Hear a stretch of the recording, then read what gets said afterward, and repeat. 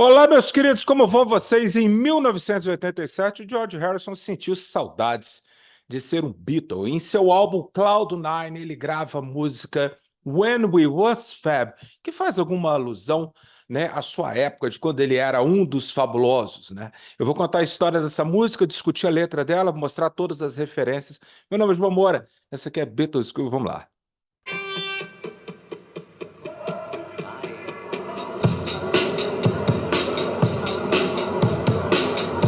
Olá, meus queridos. Antes de começar acontecer alguma coisa, eu gostaria de lembrá-los que o álbum Cloud9, eu já fiz vídeo sobre ele, contando toda a história das músicas dele, tá lá para trás. Se você tiver alguma dúvida ou quiser achar algum vídeo da Beatles School, é só você digitar Beatles School e colocar talvez o tema Cloud9, ou colocar Sgt. Pepper, ou colocar qualquer coisa, o nome de uma esposa dos Beatles, já quase de tudo eu já falei aqui no canal, mas hoje eu estava escutando de manhã e me deu um prazer muito grande em escutar todo o álbum Cloud9, mas esse vídeo aqui, especificamente, ele vai ser sobre a música When We Was Fab. Eu vou contar a história dela para vocês.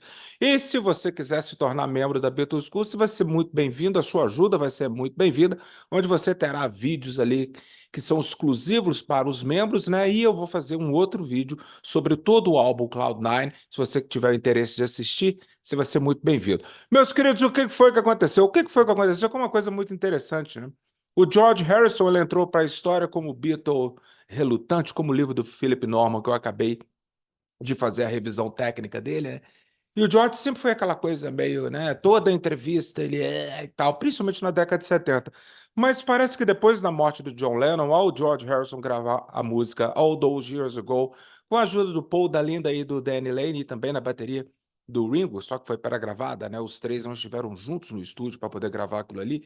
O George parece que o azedume dele em relação ao seu passado como Beatle meio que passou, né? Ele passou, logicamente, claro, né? Muitas pessoas falam assim, cara, ele não fez nada de 82 para frente, ele lança o Go No Trouble e daí acabou, né?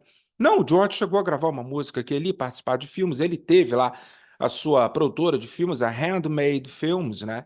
Onde que ele lançou vídeos ou vídeos não, quem é? Lançou filmes do Monty Python, Mona Lisa,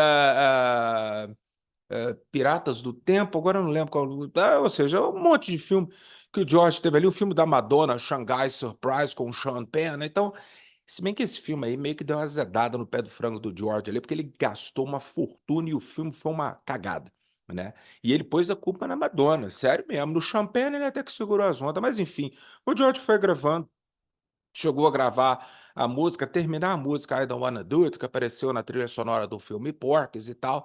Só que foi chegando ali por volta de 86 e o homem estava numa boa. Ele estava assim, não, porra, é legal. Foi legal, né? Ele teve jantares com Paul, com Ringo, com Billy Preston, com Eric Clapton, e ele acabava lembrando que não foi tão ruim assim ser um Beatle, né, cara? Pô, meus queridos, porra, abriu portas para tudo quanto é coisa. Uma coisa que também o Jorge nunca negou, né? Se tinha uma coisa legal em ser um Beatle, era que portas eram abertas para situações que qualquer pessoa normal não teria, né? Essas oportunidades, conhecer pessoas, ir a lugares, ter certos privilégios que só um ex-Beatle poderia ter, né?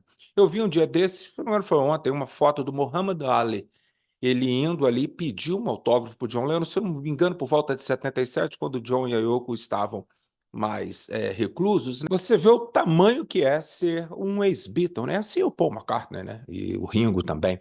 E assim era o George, né? Então ele perdeu, principalmente, que quando o George começa a trabalhar com o Jeff Lynne como coprodutor desse álbum chamado Cloud9, o Jeff Lynne, ele sempre foi, por causa da banda Electric Light Orchestra, ele sempre foi um grande fã dos Beatles. Sempre, né? Então seria natural que o Jeff Lynne, ele, como ele também escreveu essa música junto com o George, né? Que ele também puxasse um pouco o George, e falasse assim, filho, vem cá, deixa eu te colocar no pedestal de novo, que eu tô achando que você esqueceu quem que você é. Você é o George Harrison, cara. Você não é o George Michael, ou George Clooney, ou George Foreman, ou o George da padaria.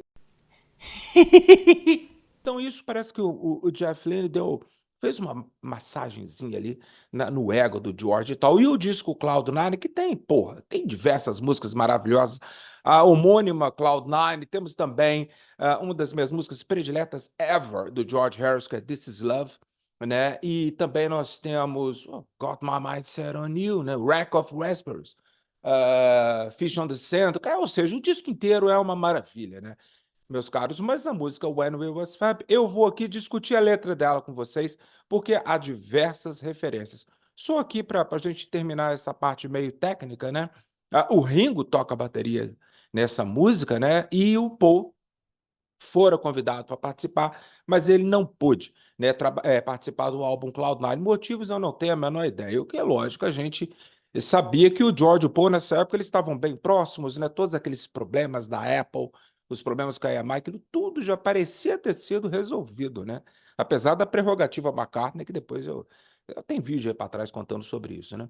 Mas o George, ele além de gravar a música, e a música sair em single, né? Ela é o segundo single do álbum, né? E ele pede ao Klaus Wurman, que fizera a capa do Revolver, ele vira pro Klaus e fala o seguinte: Klaus, será que tem como você fazer uma capa para esse segundo single meu do Cloud9, que é When We Was Fab? Então, com esse conceito de Fab, de fabuloso, né, de Beatle, o Klaus Wurm ele decide pegar a capa do Revolver, né, e colocar o George velho, olha aí, colocar o George velho na capa. Eu não tenho esse single, infelizmente. Se você tem, quiser se desfazer dele, tá, pode mandar para mim. Mas chegou na época do vídeo e tal.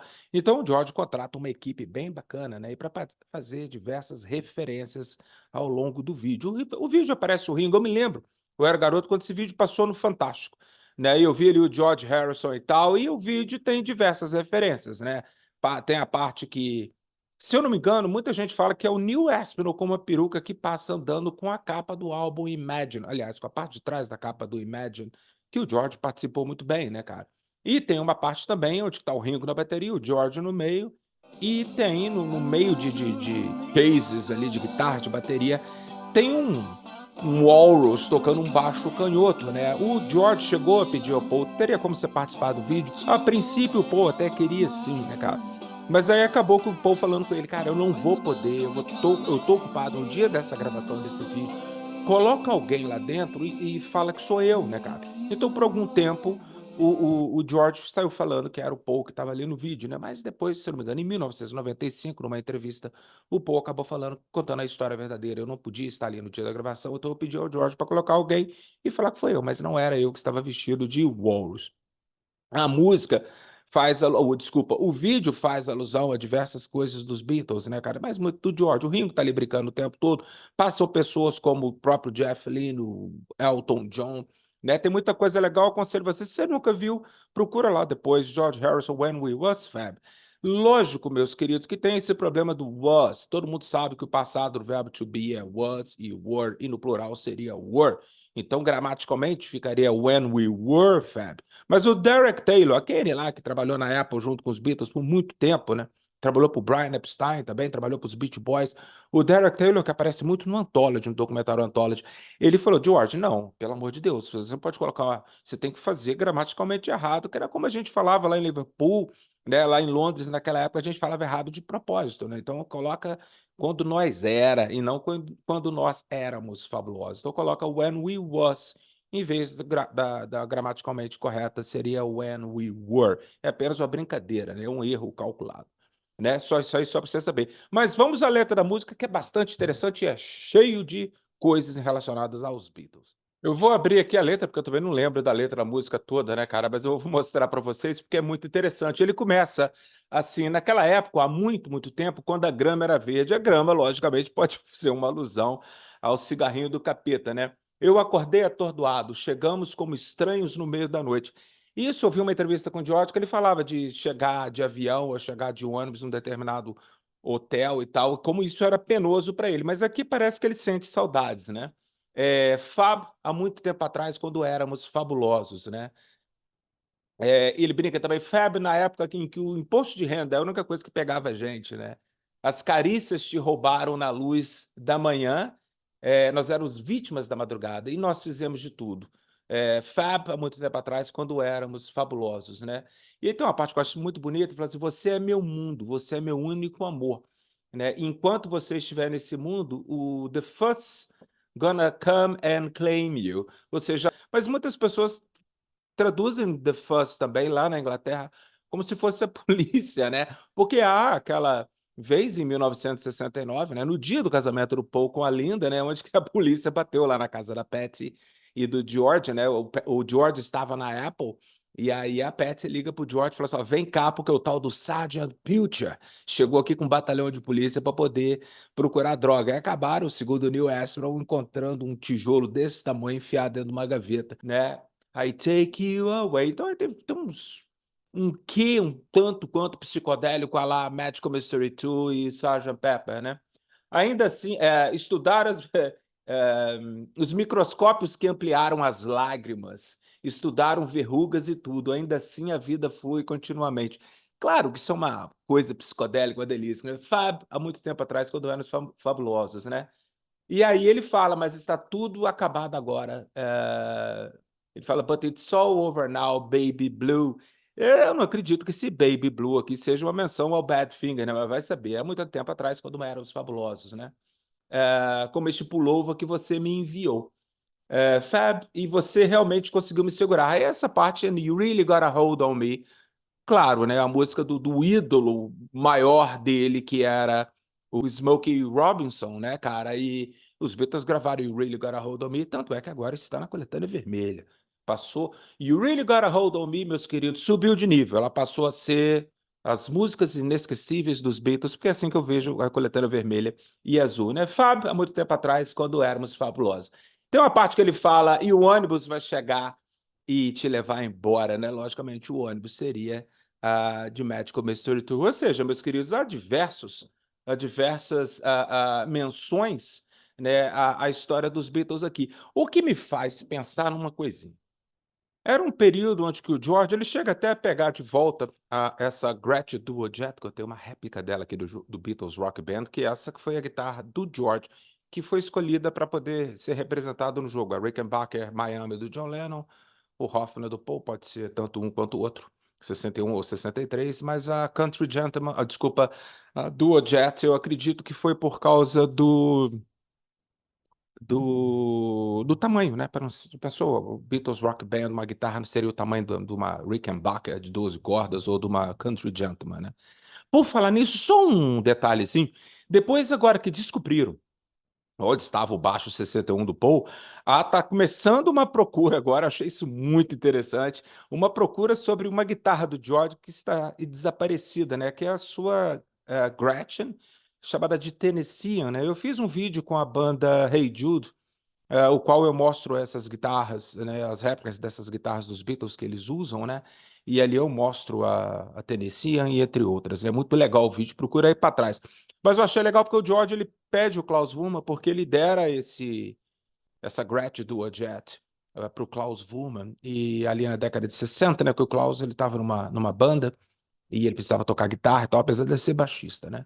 Mas aí o que acontece é que nos anos 80 o George pede a guitarra de volta, a guitarra estava toda fodida, ele dá uma arrumada nela e ela veio para cá pro álbum. Ou seja, o George ele estava, vamos dizer assim, confortável com o adjetivo ex-Beatle sendo colocado antes do seu nome, né? Por muito tempo ele não queria isso, mas agora ele estava numa boa. O vídeo que ele fez, meus queridos, ele chega a colocar até a farda do Sgt. Pepper, mas, desculpa agora, partir seu coração. Tá preparado? Deixa eu partir seu coração. O George conta que quando ele foi fazer o vídeo de When We Was Fab, ele foi atrás da roupa dele, do Sgt. Pepper, vermelha, né, e tal, e ele acabou descobrindo que ela estava toda desbotada, toda rachada e tudo mais, né? Como não dava tempo de arrumar, eu acredito até que não dava nem para arrumar, o George mandou fazer outra. E ele estava meio gordinho aqui na pança, segundo ele, né?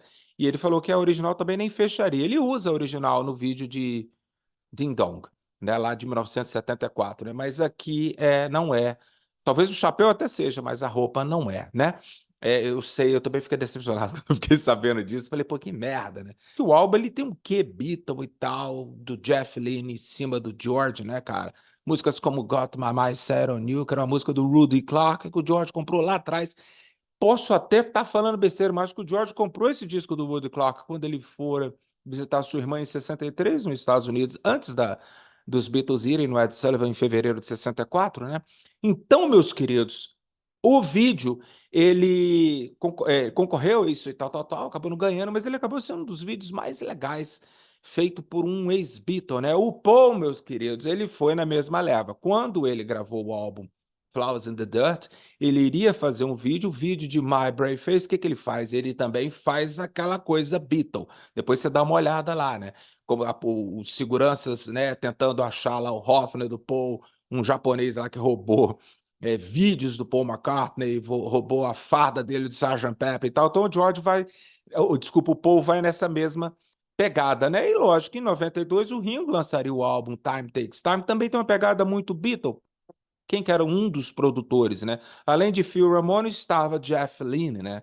Então, ou seja, meus queridos, ali no final dos anos 80, os três estavam muito bem, muito confortáveis, vamos dizer assim, em mexer ali no baú, com seu material Beatle, né? Pena, a única pena que eu tenho disso tudo é que o George ele não seguiu ali nessa pegada, né? Lógico, ele, logo quando ele foi gravar o lado C, igual ele brinca, né? Que era para um maxi single para ser lançado no Japão, né? A Warner pede ele para fazer mais uma música, né? Então aí ele, por acaso ele estava em Los Angeles, aí ele chama o Jeff Lynne, né? Que ia ser o produtor e tal, aí acabou o Tom Petty vindo, veio o Bob Dylan, por acaso. O Roy Orbison estava ali também e acabou criando os Traveling Wilburys. A gente tem músicas do George ali que são barato, né, cara? Mas nós temos também algumas gravações em 1989 que ele gravou ali duas músicas para serem, duas ou três, agora eu não lembro, para ser colocada naquela coletânea The Best of Dark Horse 76, 89, né? Então, mas dali, meus queridos, o George, ele trabalhou um pouquinho mais com os Traveling Wilburys. Ele continuou gravando em casa algumas coisas, talvez ele não lançava nada. Aí veio os anos 90 com o fim dos Traveling Wilburys. O George ali, ele se enveredou junto com o Paul e o Ringo, né, para gravar Freeze the Bud, Real Love e agora até Now and Then, né? Mas aí o George continua trabalhando, para você que não conhece a história, mas ele nunca mais lançou um disco. Então acabou ficando o Cloud9 como o adeus do George Harrison. Lógico, a gente tem Brainwashed, que foi terminado pelo Jeff Lynne e pelo Danny Harrison, tá, mas é um álbum póstumo, né? O último álbum do George Harrison foi o Cloud9 e é uma forma absurdamente bacana de terminar a carreira dele, né, cara? Fazendo um aceno ao período que foi muito rico musicalmente para ele, foi o período onde ele trabalhava com aqueles outros três caras. Mas me dá um aperto no coração, porque fica uma sensação de como eu vou te dizer, fica uma sensação de desperdício de um talento absurdo, de uma genialidade musical, que infelizmente a gente teve muito, muito pouco do George, né? Porque no finalzinho ali da década de 70, e meados da década de 70, até o início dos anos 80, o George ele fazia praticamente os discos dele mais por cumprir contrato, né, cara? Então, não tinha muito amor à camisa, apesar de serem discos competentes, tem muita música deliciosa ali, né, cara? Mas quando você vê o Cloud9, você vê assim, pô, o George só precisava de alguém ali junto com ele, porque para muitos Cloud9 é o segundo melhor disco do George Harrison, só fica atrás do All Things Must Pass. E tem gente que fala que prefere o Cloud9, mas são décadas, são 17 anos de diferença de um disco para o outro, né? Meus queridos, um grande abraço para vocês. Se vocês não conhecem o vídeo, When Will Was Fab, eu aconselho você a assistir também o My Brave Face do Paul McCartney, né, cara? É bacana pra caramba e a gente vê nossos meninos ali já, porra, aí quase chegando aos 50 anos, né? Mas olhando para trás com ternura. Um grande abraço para vocês, se cuidem.